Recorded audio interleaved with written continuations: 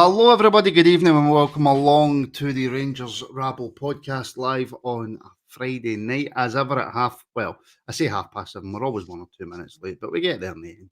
So, yeah, welcome along. I hope everybody is well. Get your comments in. There's supposed to be 4 of us, but only 3 have turned up. We don't know where Connor is. He's probably forgot, or he's sleeping, or the hamster's not working to turn the wheel to get his internet to work. So hopefully Connor does join us at some point. But I am joined tonight by the old guard, Kerr and Brian. Kerr, firstly, my friend, how are you?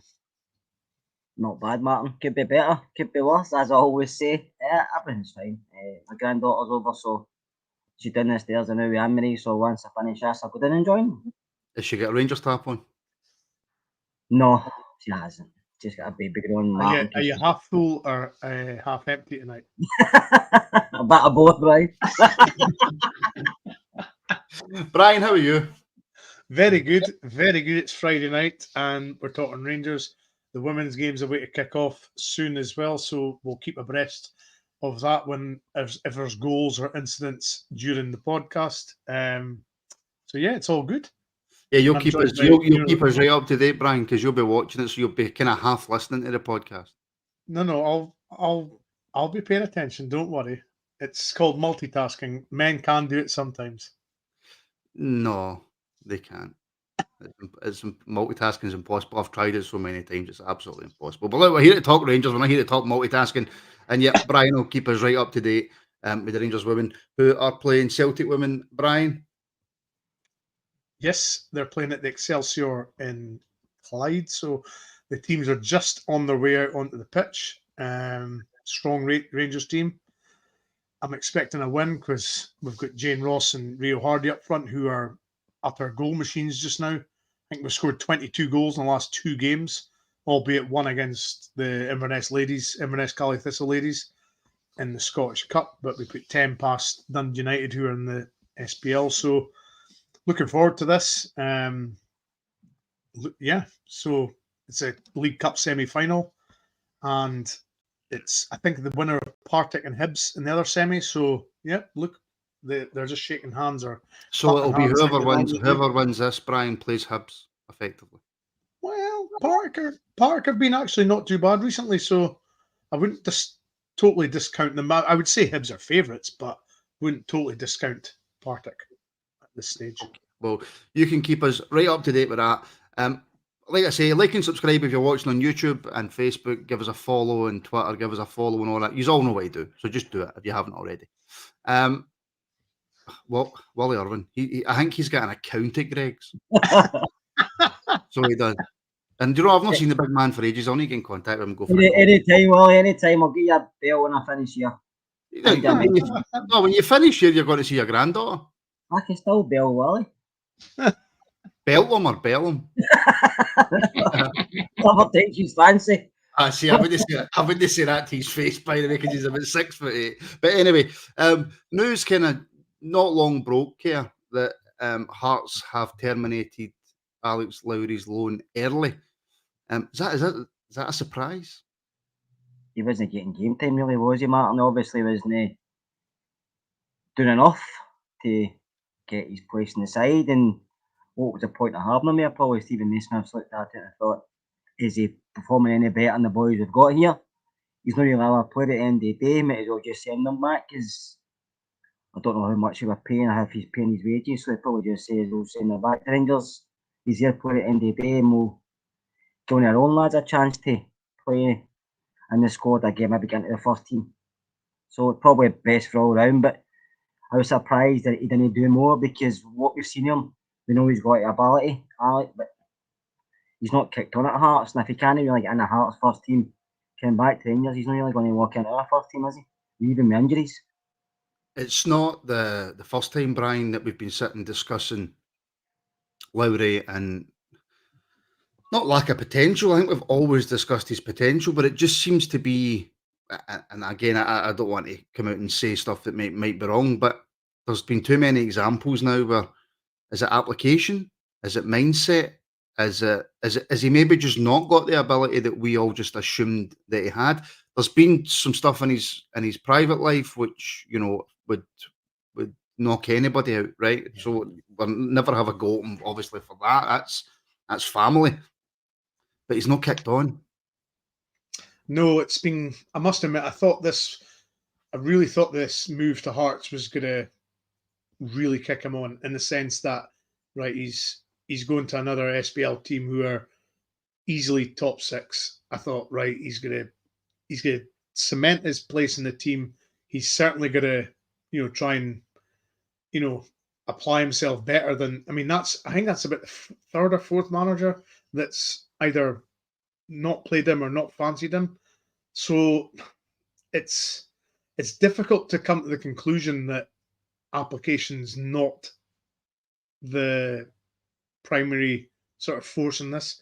I don't think anybody would debate his ability, because I don't think ability's in question. It really now seems to come down to his application and whether he thinks he's better than what he is. And I that's too many managers now for me that have looked past him and not played him regularly to, if you can't get a game at Hearts and you're getting sent back on loan, that's not a good sign for me, really. And it's kind of worrying now, because he's one of these. Is he going to be another one of these guys that's a nearly man, in the sense of he should have been fulfilling his potential a lot more, because he's 20 now. He's not. We can't say he's a young lad, teenager. He's beyond the sort of mature stage now. He should be kicking on and dominating. I mean, there's 18-year-olds in the SPL dominating, games easily, whereas Lowry can't even get a start. So that's the worrying thing for me now. There's teenagers playing for other SPL clubs that are tearing it up, and Lowry can't get a look in anywhere. There's teenagers playing for teams in the Championship. Yeah. They're tearing it up. No names will be mentioned. And certainly no football clubs will be mentioned. But however, there we go. Is this all care? Is this all on Lowry? I mean, look, I'm not going to sit here and pretend as I try and do something with this hair. I'm not going to sit here and pretend, Care, that I've watched Hearts every week, because I simply haven't, and I probably should have kept up more interest in Hearts with Lowry being there, because he's supposed to be the next big thing. He's our next prospect. But is this all on Alex, or did maybe Hearts need to take a wee bit of blame here on how they've used him? They can't really comment on her Hearts side, Mark. I don't know enough about Hearts to say what they've done behind the scenes. But surely Rangers' deal with Hearts, Care, was he might not start every week, but he got more game time than what he was getting. you would have thought so, but at the end of the day, if you're a manager and you've got to put him on for another club and he's not doing what you require to be done, I'm not just going to play him because you've promised another club, because it's detrimental to your job and also your fans. So you're not going to play somebody for no trying, basically, or not doing what everybody else is doing in training or in the parts when the game's on. So you only play him if he's putting in for him, and at the moment in time he doesn't seem to be playing well enough to be involved with Hearts. That's why they've sent him back. Is he going to be involved with us? I don't think so. So maybe the best interest for Alec is going to go somewhere else in Scotland, or maybe lower leagues in England, just to try something different. I mean, I've no doubt there's a player there, but the only person that can show that is Alec Lowry. Nobody else. Doesn't matter where he goes and the manager he works under. It's up to him at the end of the day, and we all know he's got a bit of ability, but sometimes that's not enough for some guys. It's a bit of a stretch calling Naismith a manager right enough. Mark Doyle, timing suspicious on Lowry. Did we spit the dummy? That's a fair shout.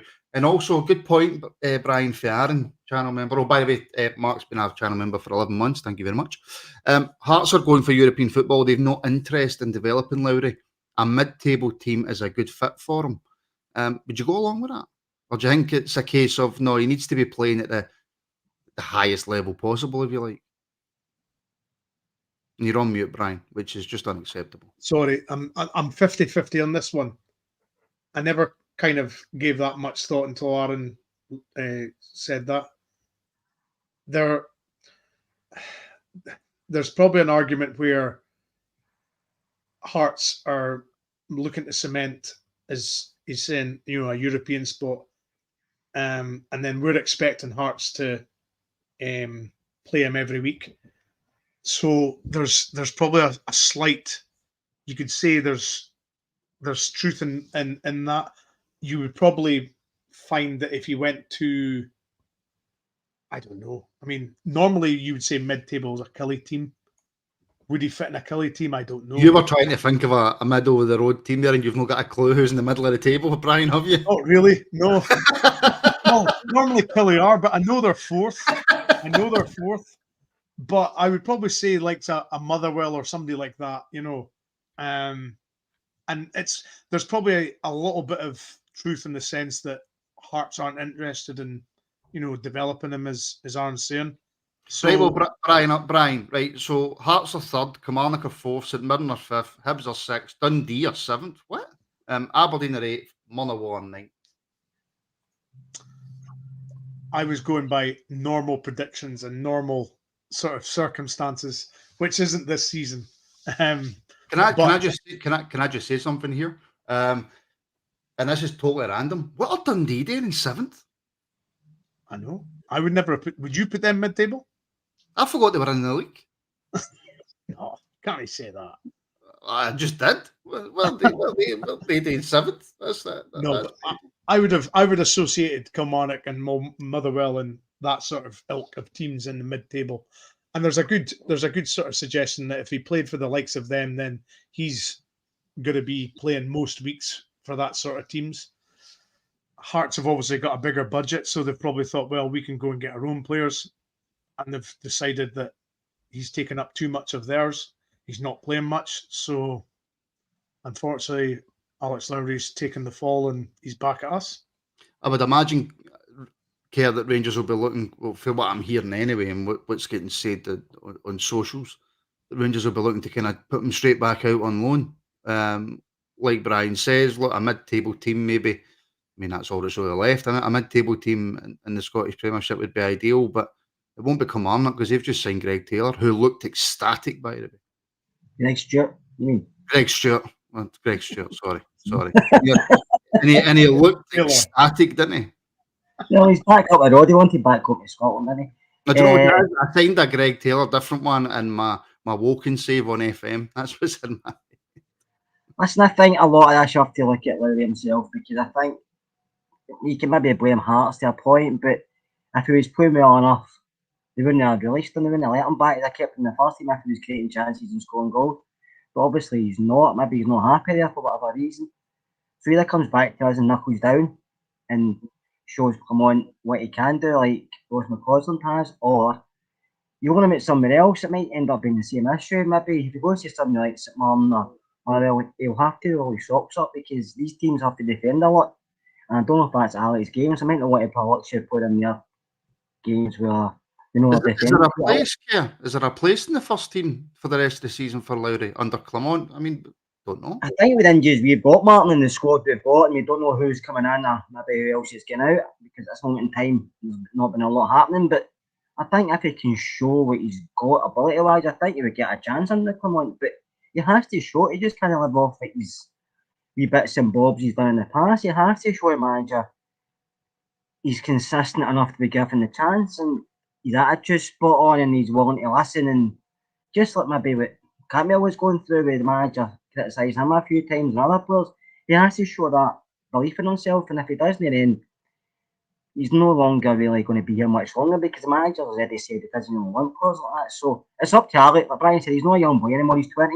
We all know that's still young, but he's been about the football club for a while, so he knows what to do and what not to do. And at Rangers, you get a lot of things done for you, don't you? When you go to other clubs, you don't get a lot of these things done if you have to do a lot yourself. And so I don't know. It's up to Alec at the end of the day. Nobody can do that apart from him. So hopefully he sees that side of it and he can realise what he's got at the moment.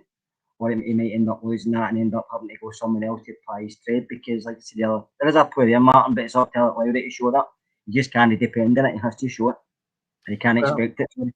Well, yeah, I mean, Rangers on tour, maybe Hearts are clearing the decks in order to give Shankland, and I would imagine he's going on to say a bumper new deal, which is the rumours going about. AA Studios, Martin, morning signs if we offload Lammers. This is a point, Brian. If we offload Lammers, and I'm very conscious that we've spent 10 minutes talking about Alex Lowry, so I'll try and make this the last point and we'll move on, folks. I do apologise.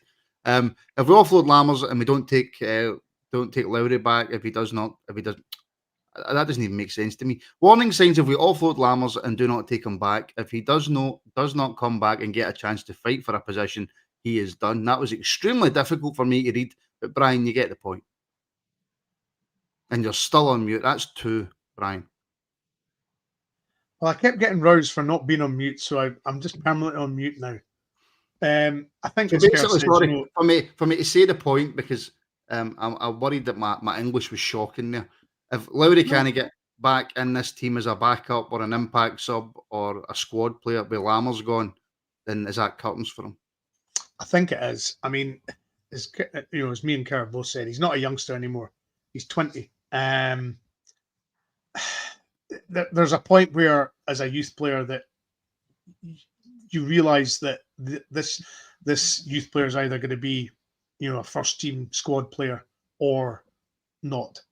Barry Ferguson was the last one you could easily say that came in, who was a 18, 19-year-old and absolutely dominated a midfield and made it his own around world-class players. And that, to me, said everything about him as a player.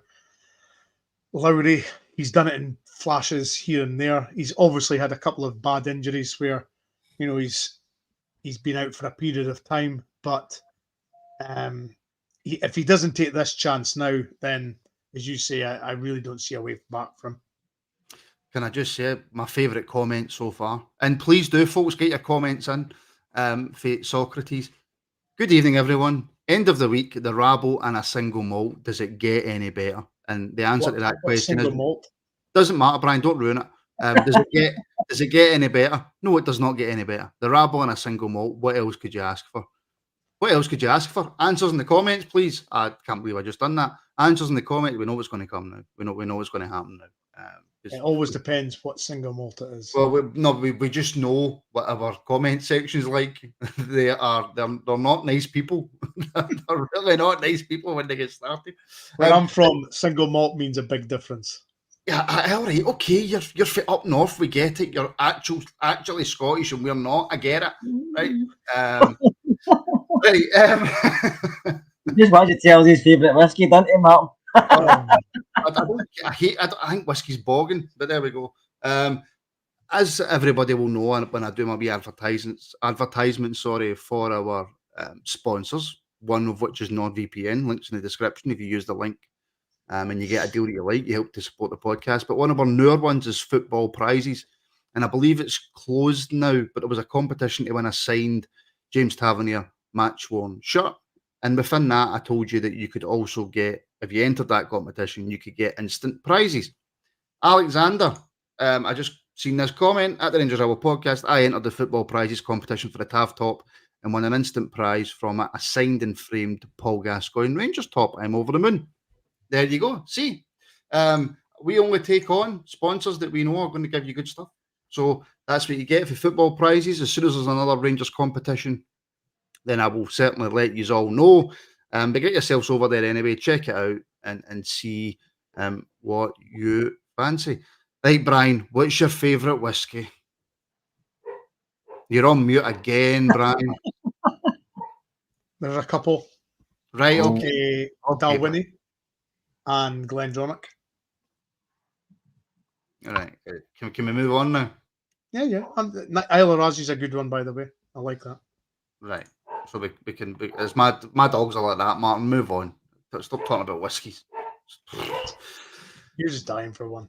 No, Matt. Do you know what I like? And I probably shouldn't mention this because it's. I don't want to say it's a young person's drink, but I like Mad Dog. I do. I like Mad Dog. I don't know why. I've liked it since I was young, and I like the taste. And any Mad Dog fans out there? Yeah. Okay. Martin, Mad Dog Douglas. That sounds about right. Yeah, well, I think the reason I bought it, the reason I got somebody to go into the office and buy me it the first time was because the initials on it were MD. And listen, Mad Dog is nice. Keir, we shall discuss the transfer situation that we find ourselves in, which is, there is no transfer situation that we currently find ourselves in. We brought in, obviously, Fabio Silva on loan. the manager's press conference today, which we'll touch on in a wee minute. But within that, he has said that Danilo will pretty much be out for the rest of the season. So regardless of whether we have 100 million in the bank or whether we have 100 pennies in the bank, we need a striker. Yeah, I think everybody knows that. I think the manager knows that himself, but his hands are tied, aren't they, Martin? He's not got a lot to play with, and I think that's one of the reasons that maybe Redbam is involved in a couple of the other clubs interested. They're trying to get money back in to get a striker because he's having to move pieces about, because you can only sell your players that clubs are interested in, and if you get a decent offer.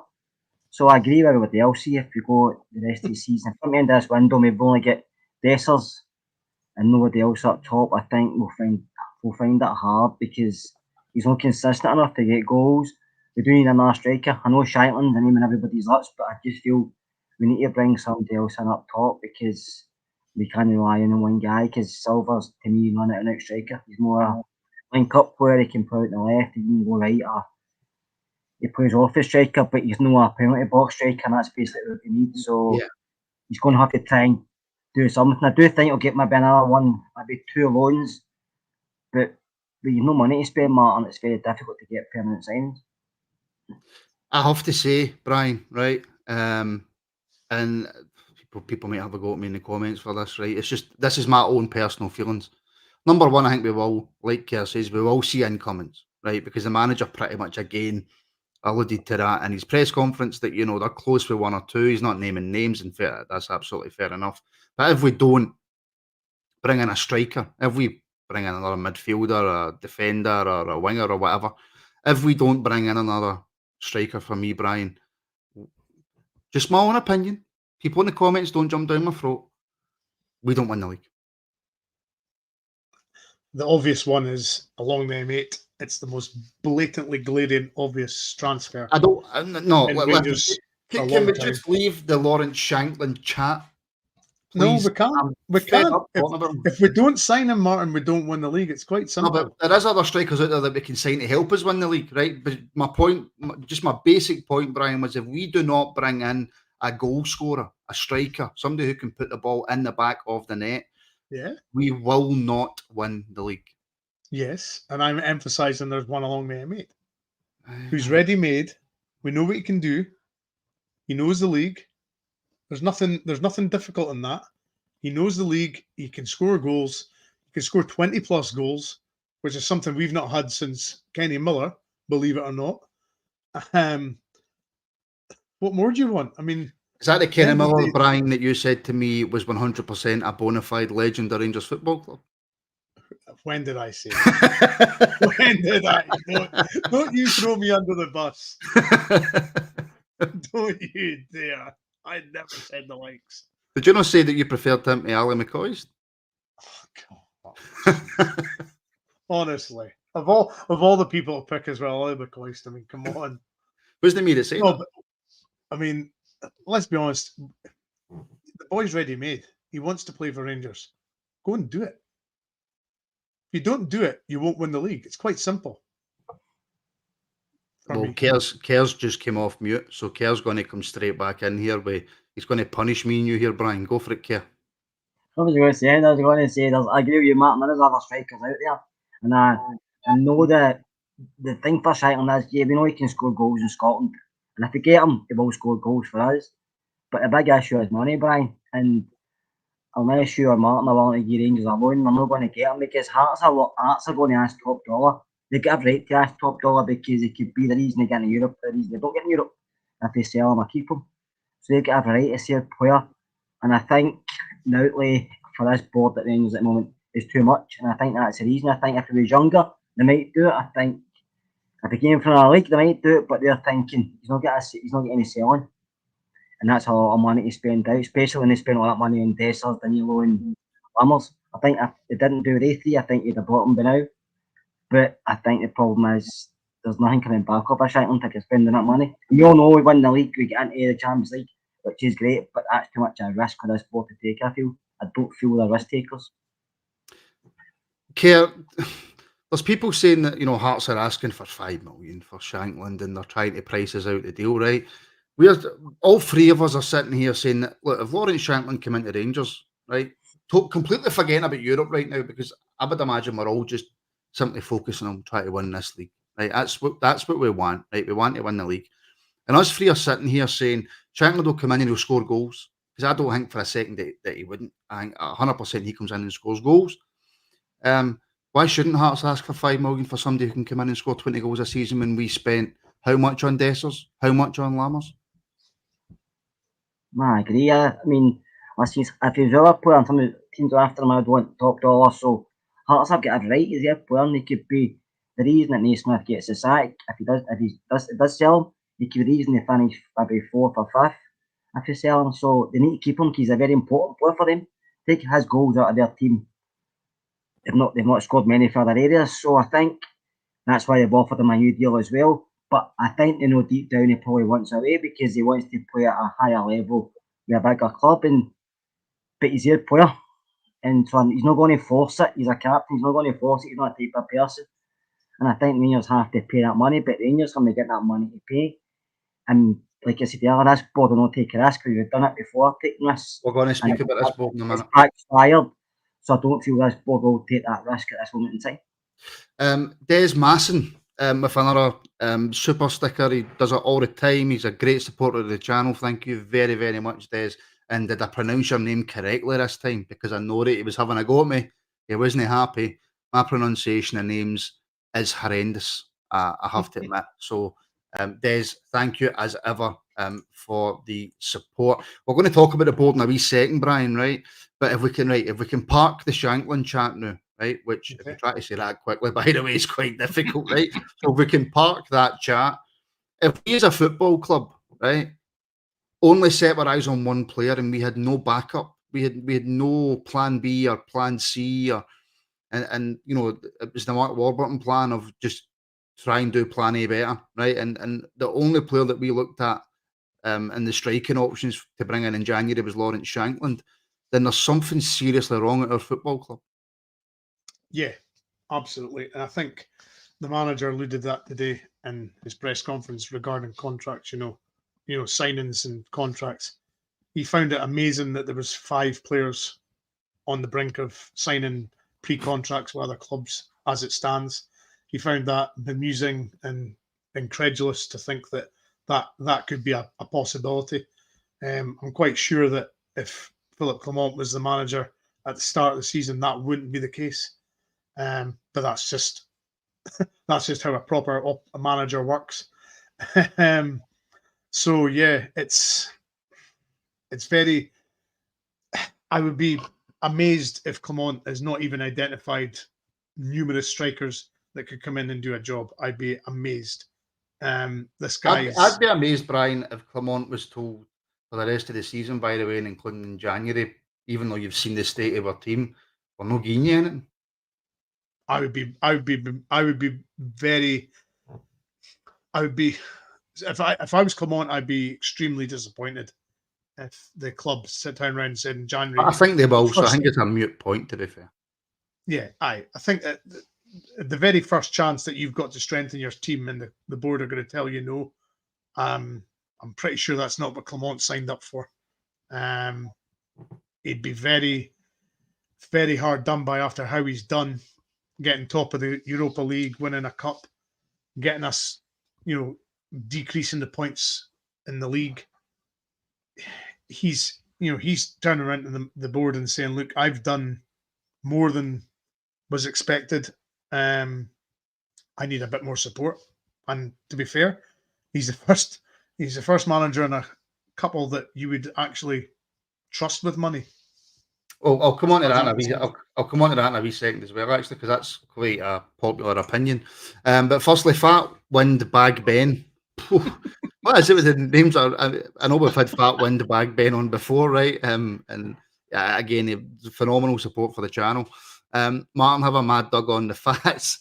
We need Shankland now. The board fucked up, giving Mr. Beale too much money to spend. Seen this coming like a head-on crash. Care, is it simply a case of that? Is it a case of Beale's just done too much damage? And I've heard FFP being mentioned quite a bit as well, which I don't understand. I don't know all that stuff. I think it's you can't spend more money than you accumulated, isn't it? Is it not 15 million you can lose over 3 years or something like that? Listen, I don't know how it works unless you're a big club running the money, you can get away with stuff. If you're a small club, You can't help yourself. You can't help No yourself. club in England you're thinking of there, Karen? No? No. There's a few. I just feel. So, Kerr, should if Manchester United, Manchester City, right? Manchester United have spent more money, right, over the last however many years it is if you add it up, right? It's about 300 or 400 million in it. They've both spent well over $1 billion, right? Right. So is it fair that Manchester United can spend more than them just because they're a bigger club? If they make the money themselves, aye, but it's That's just. fair then. So the biggest clubs I just think, keep getting bigger. I think the rules, Martin, is it should be all the club, not just clubs. Some clubs shouldn't get away, but it doesn't matter who the club is. It shouldn't get away. Anyway, Stuff. sorry, back to his point. I couldn't help myself. But apart from the Rangers, as the problem is we overspent in the summer, and Yeah, we did. I know people come out with different figures and stuff like we only spent and actually broke even, but it's not even just that. It's like the wage bills far too high for the squad of players we've got. They've been trying to do the stadium up, haven't they? The Edmiston House and all that came into a bit of the money job. If you look at the accounts, and all the money we've made has been back out in certain things, so there's not a lot of money there. And then when you're letting players leave for free like done last season in Morelos and Kent, and you're running contracts down just now, overall Rangers board haven't been great because we should be doing a lot better than we have done because we are a big club, but the board aren't acting like we're a big club. You just have to look at other clubs in Scotland who do better than us, and they're smaller clubs, but they do better than us board-wise. So I think Clement's the man, and I think the board have probably thought he's coming into this team. He probably would have thought next season we can maybe take a look at the transfer market. We're not going to do a lot this season, but he's come in and he's probably done a lot better than they expected. Done a lot better than we all expected, to be honest with you. We're still in Europe, we won a cup and we're not out the league. I mean, I thought the league race was over when Deal was here, but Clement's coming in and turned it on its head. But he needs help. Yeah, And we cannot win the league with the current squad we have. I don't care what anybody says. That's my. I think we could if we're very consistent. They've just went out and spent $3 million on a new player. I know, but you know yourself, Martin, 3 million, 5 million, even though signing Shankland, it doesn't guarantee you. It makes it you get a better chance, but the Rangers shot is heavy compared to another shot when you come and play especially the striker. Just have to ask McCoy that, and if you miss a cut of chances, you know what the fans are like, especially at Ibrox. They can't go on your back. You need to be a scout properly and get somebody with the right mentality and determination and composure. Football manager, all about it. Stuff is never there as well. It's all been changed, and the setup was never great. And it all started way back, and then Ross Wilson came in and was meant to be doing it all, and he didn't make it any better, to be honest with you. You know my thoughts on Ross Wilson, and then the board have changed, and you wouldn't help him off a tall chair, would you? No, I wouldn't. I just feel the board have got a lot of more questions to answer because they've done great for us in the past doing stuff, but there's a lot of things they've not done properly, and they have to be done properly, especially a club at the size Rangers. I mean, they generate a fantastic fan base. We get 50,000 every game. Folk buying the RTV all over the world to watch games. People coming from all over the world to visit. I mean, we sell shirts everywhere. So, and we do our good runs in Europe, and the Europa League, getting to a final and group stages. So the money's coming in, but you have to ask where it's all going because it's not just. I know some of it's back into the team, but one thing we have to stop doing, Martin, is we have to stop giving players a higher wage. $6 million on Danilo. We pay players that come to the Scottish League far too much money, I feel. Some of them are on far too much money. But maybe that's sometimes the only way you're going to get them up here because it is the Scottish League. No, well, see on that, and I know we're going off on a pure tangent here, Kerr, right? But take Scott Wright, for example. You're not telling me that you had to offer Scott Wright the wages that he's on to come to Rangers for No, because he's on for Aberdeen, so he's on a big wage. But getting guys like we overpay him, and now we can't get rid of him. Lammers, Danilo, they're probably took a bit of money to come here, a new country. I mean, Raskin, because he was highly sought of in Belgium, isn't he? Lundstrom was on a good wage at Sheffield United. Campbell was probably on a good wage. So you're having to, Jack Butland was probably on a good wage. So you're having to pay these guys a bit more, especially maybe Butland. I know they're not going to be Skype Martin and I get more than we get, but you know what I mean? We're probably paying them more than other clubs would it's just because we're a big club and we think we can get offer it. But giving guys like Lammers 4-year deals is pointless for me. Maybe give them 2 an option and another one. You don't, especially when you don't really know a lot about these guys. We didn't know about them, and I think the due diligence on the board hasn't been great. I think they gave Beale too much power, and it backfired tremendously. And I think they'll not do that with Clement because they'll be scared. But I think Clement's got a better track record than Beale had. I think you can tell right away. Clement knows what he's talking about, knows what he's doing, and Clement's got previous for winning stuff. I want to stop there before I see what I'm really thinking about Michael Beale. Keir, I'm going to come straight back to you. Apologies, Brian, because Brian started you on in there. So I'll let Brian wake up. I'll let Brian wake up. But Keir, obviously you've got a really good knowledge of down south. And Mark Doyle's asking, and I hate these kind of questions, right? Because when I get these questions, I've not got a clue. But what do you guys think of Tommy Conway at Bristol City? Rumours linking him with a move to Ibrox. He's a good player, Tommy. He's been playing the Championship down there, so he'll be on a decent wage. I'm not saying he's going to be on a lot, but on a decent wage. But if you can get him for nothing, it'd be great. But you know yourself, Martin, the players in the Championship, they're still costing 10, 50 million pounds for guys who are just average footballers, because the price for players in England is just stupid, basically. It's ruining football at a point. Well, Richie's saying he's injury prone, Brian, so no doubt we'll be in from tomorrow. Oh, well, he's signing in the dotted line. He's definitely signing. I say again, Brian, it's not somebody I don't really know that much about, to be honest. In fact, when he was linked, that was the first time I'd ever heard of him. You'll never guess when I first seen him. Some guy was doing a like what you've done for the podcast channel, improving Rangers. This guy was rejuvenating Rangers on Football Manager, and he signed Tommy Conway. It's the first time I'd heard of him. So did he work? No. Oh, well. He didn't, unfortunately. So, but no, never heard of him. Obviously he scored against, I think it was West Ham the other night for Bristol City. So, that's when you hear about him all of a sudden. He's came to the fore. But no, I will not profess to know anything about him. And no, not for me. Fair enough. I mean, I'm on the same boat, so I can't even slag you, Brian.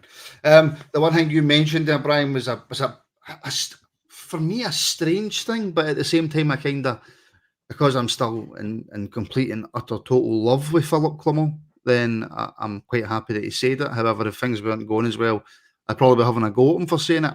But he went on a kind of a tangent, a bit of a rant about contracts and how we've got 5 players now who are out of contract. I can't remember who put it in the comments, but somebody said his wording was strange, that he basically said that the players are worthless. Obviously, when he says worthless, he's talking about financially to the club. And does that just go to show, Brian, how poorly run we have been by the board? 100%. I think it shows how poorly the former director of football, or whatever you want to call him, was that left. I mean, he kept, every time he spoke in the press, he always kept saying or stressing that I'm comfortable that certain players are out of contract and certain players are this. Yes. As far as I'm concerned, if a player's got a year left in his deal, I'm panicking with 18 months left in his contract, let alone 6 months. You know, at the end of the day, these players aren't going to hang around just for us to suddenly offer us a contract at the last minute. They want assurances long before their contracts are up.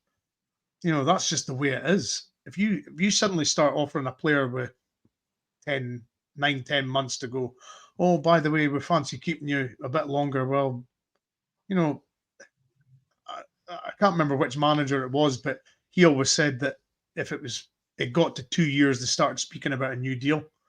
And if the player decided he didn't want to stay, then, you know, they were then speaking about, you know, moving him on.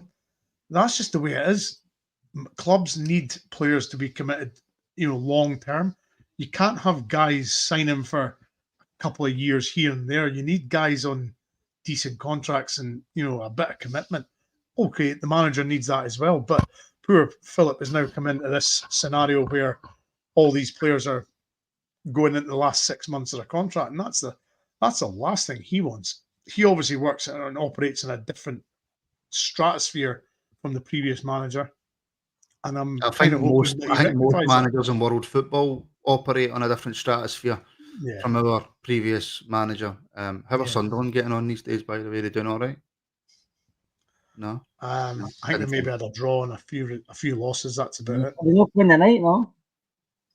They may very well be. They may very well be. But Kerr, as obviously football is an industry, and I say it every time I come to you just to make the point to people watching that you know what you're talking about. So please don't embarrass me here.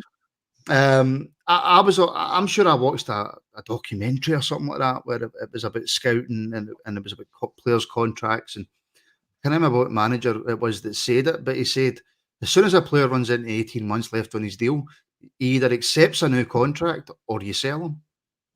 Now, obviously, it depends on their ages and what they're offering at a team at the moment. Obviously, you look at our players that sort of. I think Clement's made it as a point that's happened in the past. He's noticed, and then obviously just now, but no, the players involved. It's just a point of doing 5 players out of contract. You look at the 5 players, the only one there you probably consider a new contract is John Lundstrom. The rest of them you just say, on you go. Because you want to give everybody else a new deal there. Ruth, Jack, McLaughlin, Warner. I want to give them new deals anyway, so I think he's just saying a club this size should be having 5 players out of contract every season. But I think when you get a certain age at a football club, you do maybe only go for you a year extension but a club at Rangers should be doing that anyway. If you get anybody half decent, I know nobody likes to sell players, but it's a business. And I think we have to try and turn some of these players into big money sell-ons because we need the cash in. We just can't always keep buying and know we're taking out to make more money. So I think it's have to be more like a business sense. We're doing it by just constantly buying players. And that's what we've done. Martin recently bought too many players in and not sold enough for anyone. Well, Super Sal, we are the people, Brian. Is Phil starting to think, what the fuck have I come into? Personally, no. I think he would have Phil, the manager, right? Clement strikes me as the type of guy who would have dotted all the I's and crossed all the T's and knew exactly what he was coming into.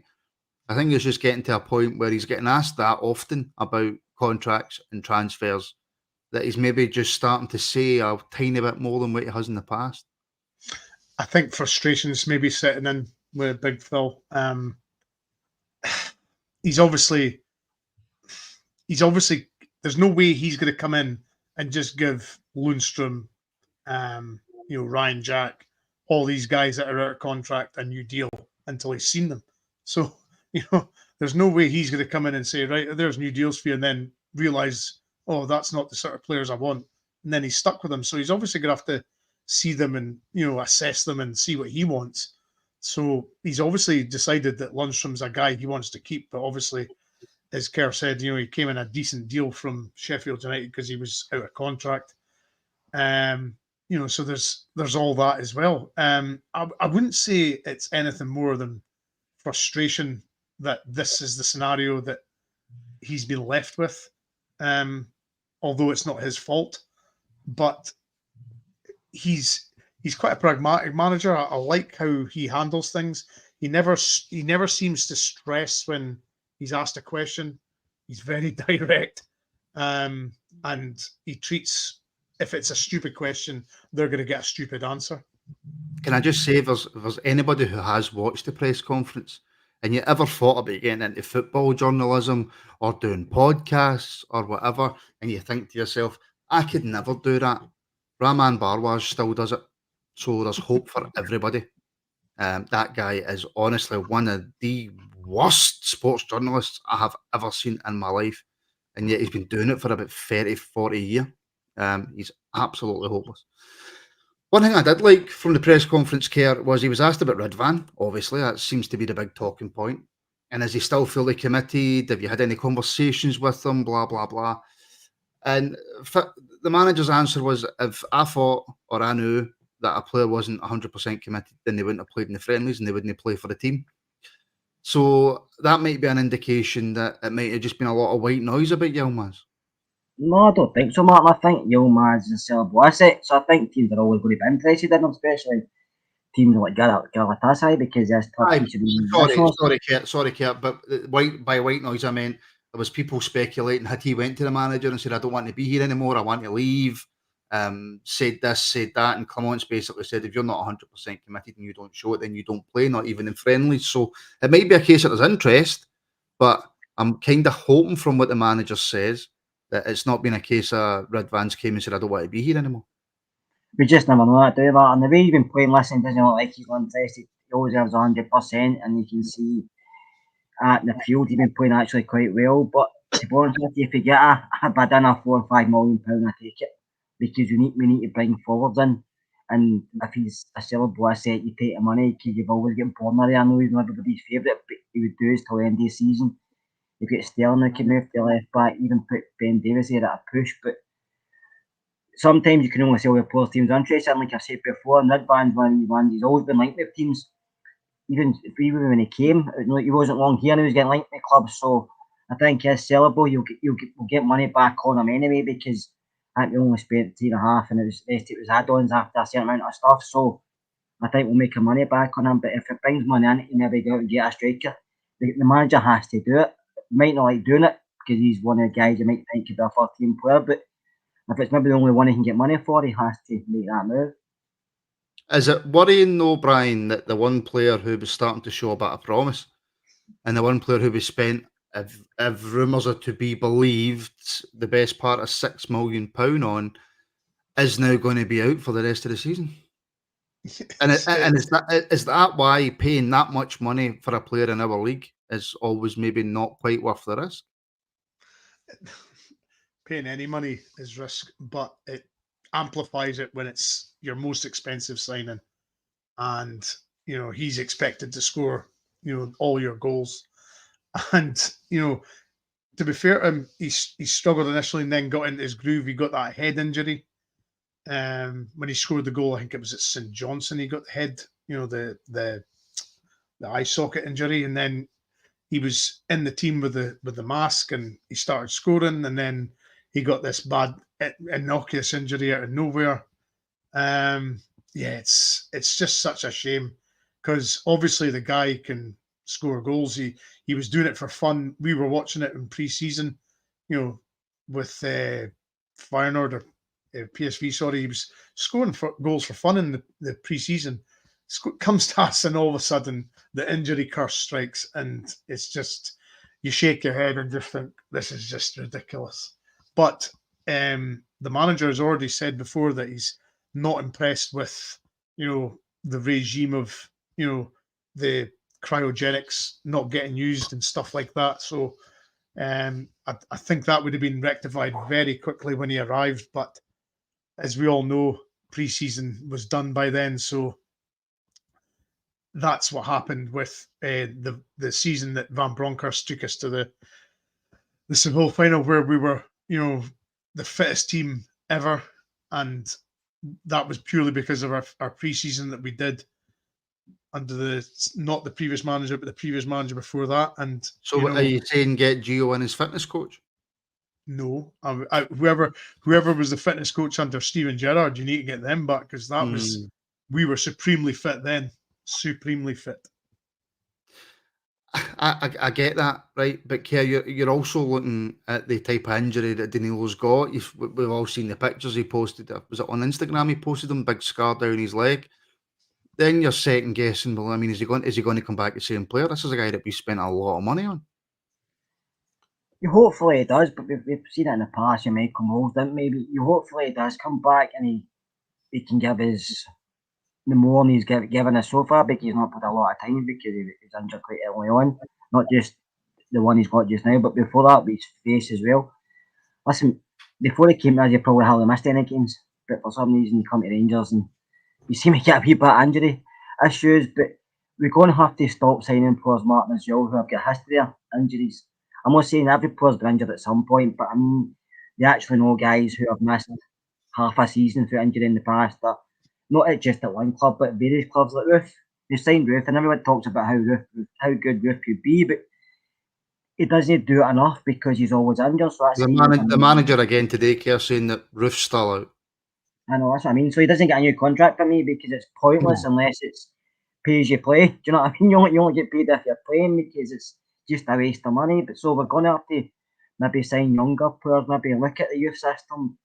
It's got to change because and it's not just now, it's been over the years we've signed players who have been injured and never really come back to saying, and it's maybe we're just unfortunate, but I do agree with the manager.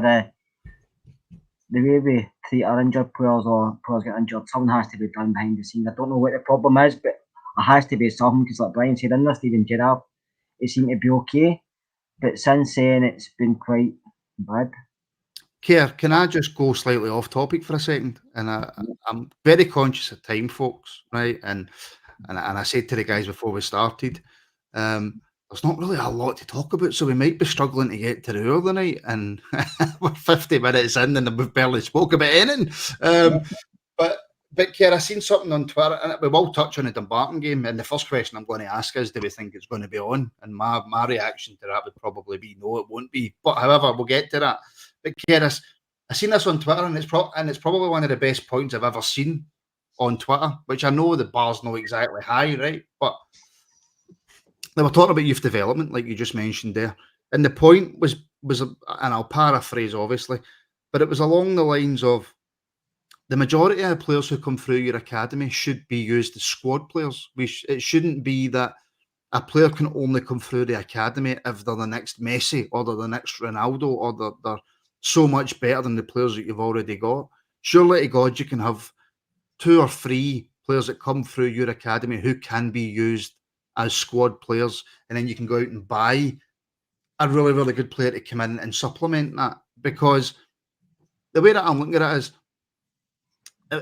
if you have 1 or 2 squad players, you try to tell me that 1 or 2 of the young players coming in can't sit alongside, let's take Raskin and Lundstrom, right? Let's take that as the example, right?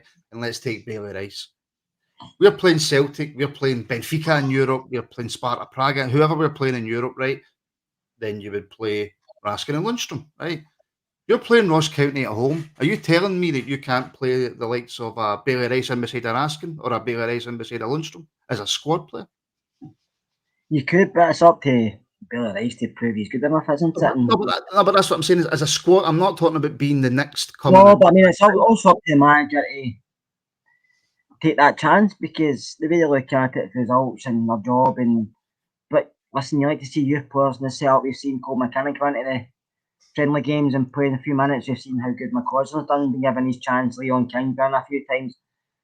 It's good to have these young guys in, but a lot of academies all across the world, you get 1 or 2 who end up in your first team at a push, but there's so many football players that come through your academies end up elsewhere. And what I like Rangers Academy to do is, you see what other academies, Martin, especially down in England, especially at Man City, you see a lot of their players coming through, they don't really hit their first team, but they get sold for a lot of money. Do you know what I mean?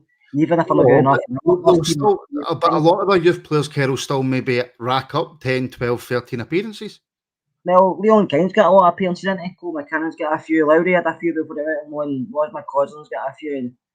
How many appearances, apart from because we had a serious injury crisis, apart from that spell, how many appearances has Leon King had? 2, 3? But it's up to managers at that time. Only the managers at the time, and the other people have to give him the chance. And maybe Michael Beale at the time wasn't wanting to give any young guys a chance. Whereas Clement might be totally different. But he's seen it with, I mean, before he came in, the boy Sterling hadn't played, but he's come in, he's now turned into like one of, people are saying he should be one of the first names in the team sheet. And then you've got Ross McCausland, when you like get a game, he's come in, yeah, through injuries, but sometimes you need a bit of luck to get in the first team, and it's your, if you get that luck to get in, then it's your opportunity to say, I want to stay here, which Ross has done, to be fair to him. Aye, so, but if we were a properly run football club, in terms of if we get, not every transfer you're going to get right, of course you're not, right? But if we were a properly run, I think it's easier, Martin, at a smaller club than it is at a big club when you're challenging for stuff.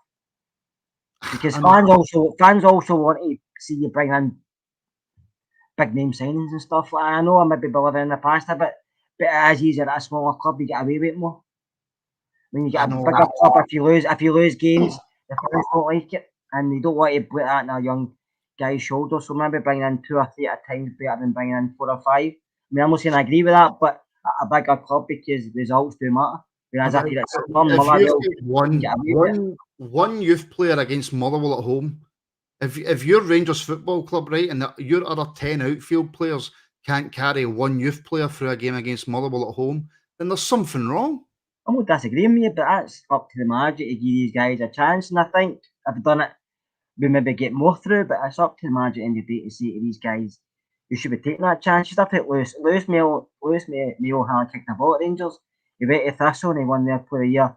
And look at him at Curry. Derek McInnes is saying he's going to be in the Scotland squad next. So sometimes. But that's my point, right? Lewis Mayo is a very good footballer, right?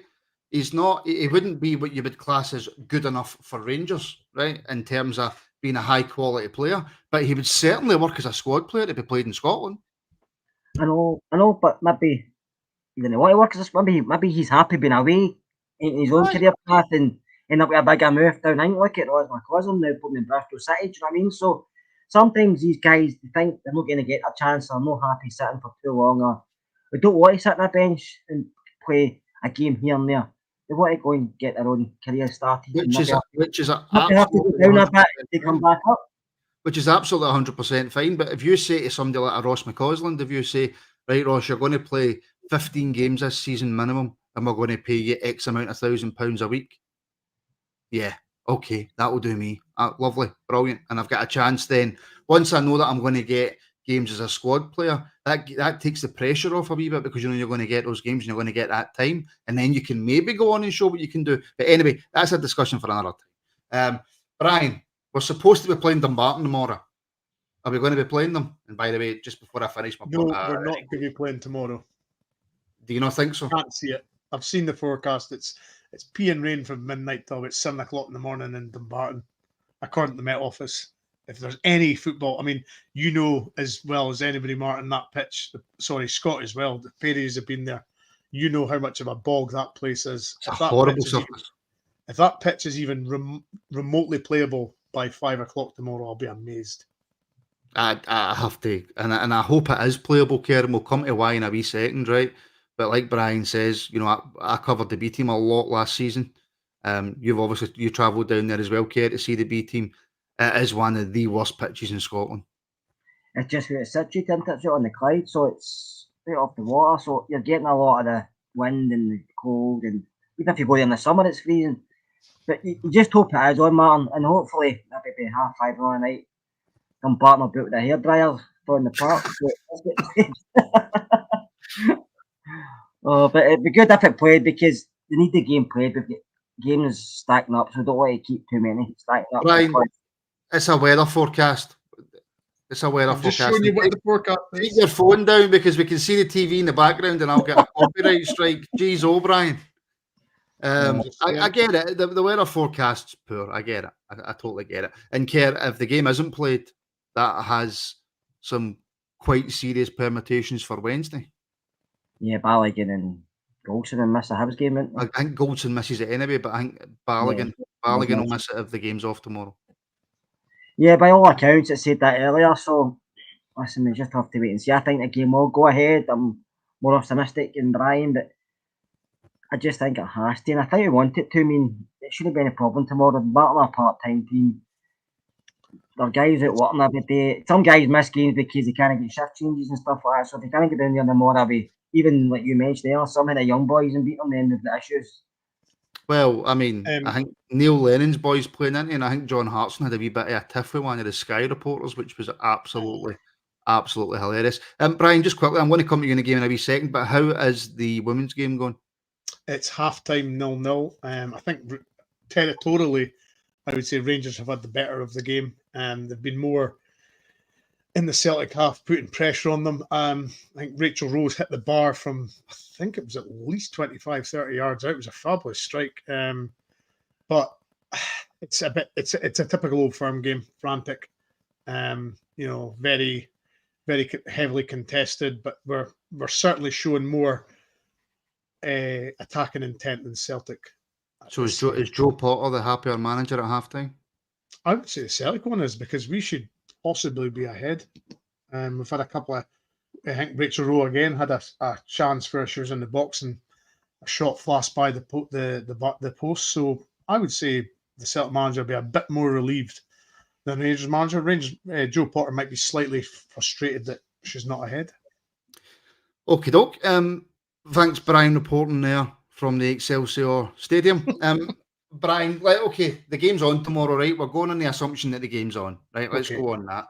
What does the manager do with the game on Wednesday? Does he still go as strong as he can to try and get some minutes in the legs and try and get that kind of consistency? Or does he make a few changes and possibly, dare I say it, bring in some youth? I tend to. Players like to play games. They don't like to train. Simple as that. If you're asked to play 2 games a week, as in Wednesday and Saturday, players lap that up. They prefer that than training all week and then 1 game a week. They would prefer the 2 game a week scenario.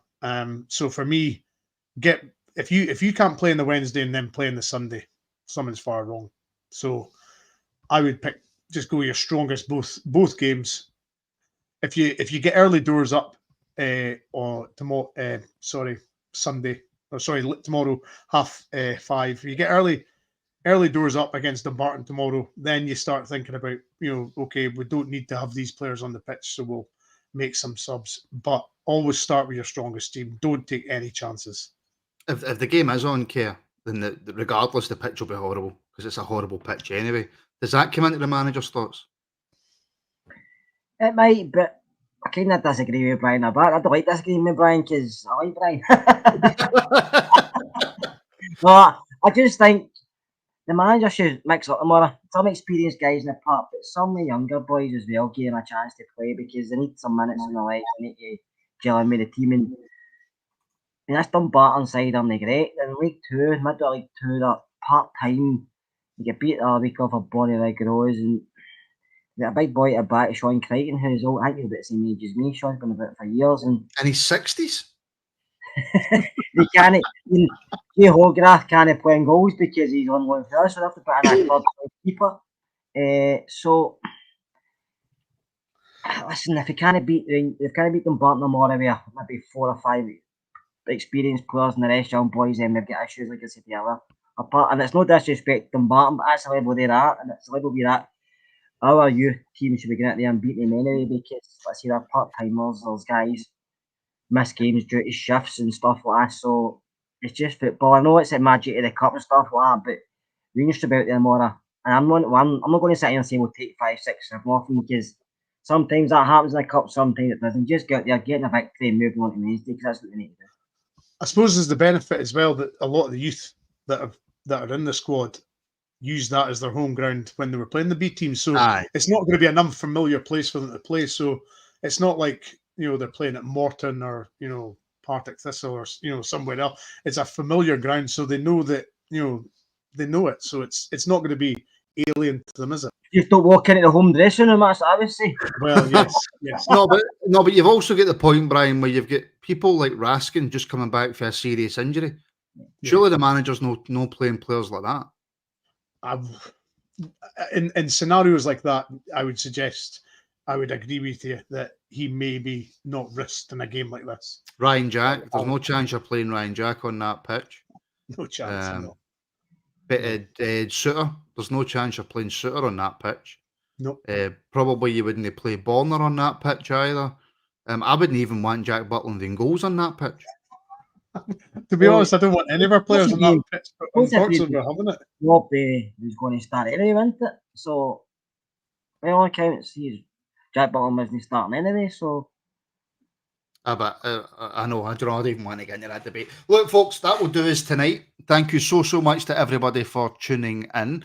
And just before we go, actually, I suppose, Kerr, we should say, I mean, if the game's on tomorrow, which I'm like 95.5. Well, it's 1 o'clock, Mark, so we'll find out then. We'll find out at 1 o'clock, but I would imagine they'll come back for that pitch inspection and go, yeah, fucking no chance that game's getting played. But if it is and the game goes ahead, like you say, you're not sitting here saying it'll be 6 or 7, but there is no universe where we don't win tomorrow, is there? No chance, no. I think we'll win 4 or 5. I don't think 6 or 7, I think it'll be 4 or 5. And I would actually play Dessers tomorrow because I think he needs goals, or somebody said in the chat, and he needs... I'll get him some confidence. I was actually starting more. The only thing I would start with is if he gets injured, we'll look Brian, like I says to Kerr, there's no conceivable universe, multiverse, planet Pluto, whatever you want to class that as, because that's no class as a planet anymore, is it? Or has it been recategorized as a not a planet? I planet. don't know. Uranus. There's not a Pluto's chance in hell we lose tomorrow, is there? No. Even if Alan No. McCoy is playing up front tomorrow, we'd still win. Correct. As Kerr said earlier, with all due respect to Dumbarton, they're League Two. I think they're mid-table in League Two even, so that's poor. All the only teams that are below them are Clyde and Elgin, so that doesn't really say much for them. So no, if it's not at least a handful. Sorry, Ian McCall's a Clyde manager. Yeah. What's that all Yeah. about? That guy's been about, hasn't he? Anyway, sorry. Yeah.